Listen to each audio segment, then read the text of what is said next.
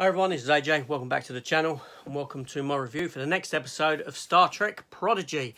Let's talk about it.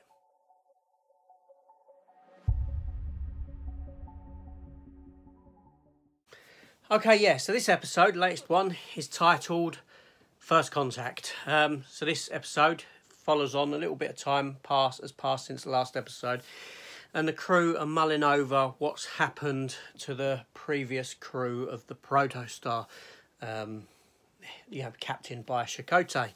In their sort of off time, so to speak, the young crew have found the transporters and they're playing around with it, transporting food, and then they decide to transport the blobby character. I can't remember his name, but there you go.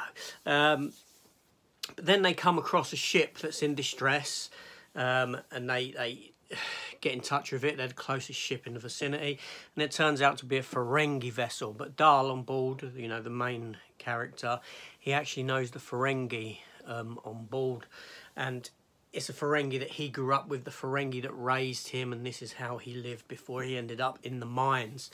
They go on board, they meet and greet and this sort of a thing.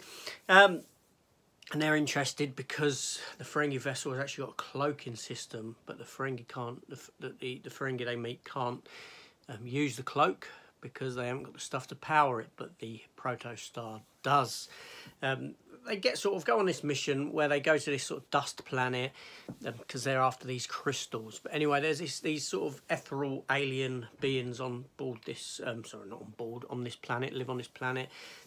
Sort of, you know, they're sort of ghosty like, mysticky, that sort of thing, and they can control the dust and sandstorms and, you know, all that sort of nonsense goes on.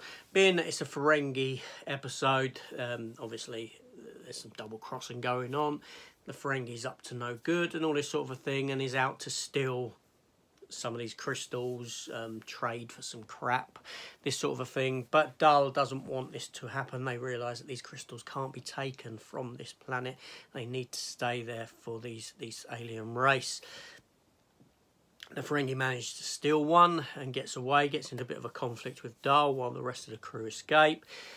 Only for you to find out that, you know, before Dal went into the mines, the reason Dal got kidnapped and taken into the mines isn't that he was actually kidnapped, is that the Ferengi essentially sold him to the slave traders because he was no good to the Ferengi. Now, I knew that was coming from the beginning. It was obvious when a Ferengi was introduced and he had something to do with the Ferengi, and you found out his living quarters and all this sort of thing. It was obvious that it was going to be a turnaround and that the Ferengi had sold him off. That came as no surprise whatsoever. In the end, the Ferengi, while the crew are out of the ship, the Ferengi's partner on board has stolen the stuff they need from the Protostar to power the cloak device, and gets away with one of the crystals. But only Dal has stuck his communicator onto one of the crystals, the crystal that's been stolen, and they managed to beam it back to the alien race. Dal gets saved because they lock onto him and his biosignature to beam him back aboard the Protostar, and the episode sort of ends there.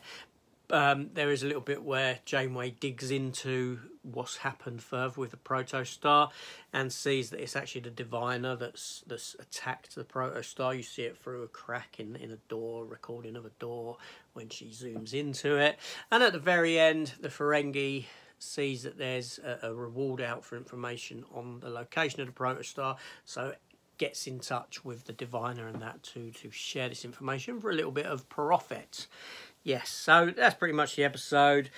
Janeway's not happy with the crew and how they've handled this first contact, and that they've irrevocably ruined this race, so to speak, with their first contact. Now they've managed first contact only with one of these communicators with the Starfleet logo on being left behind on the crystal, which could lead to other things where this alien race perceives the Federation as being good and, you know, they've helped out and this sort of thing. You don't know which way it'll go. We'll have to wait and see. But anyway, so another episode. It looked lovely. There was a lot of childish jokes within it, obviously, when they're transporting food, and he has comments about floor pie and all this sort of thing, and you know, but it looks lovely. The sandstorms looked great. The alien race looked great. All that stuff I can't fault. Yeah, enjoyable series, enjoyable episode. Yeah, that's it. Thumbs up from me. Anyway, this is AJ. Thanks for watching, and I'll see you on the next one. Take care all, and goodbye.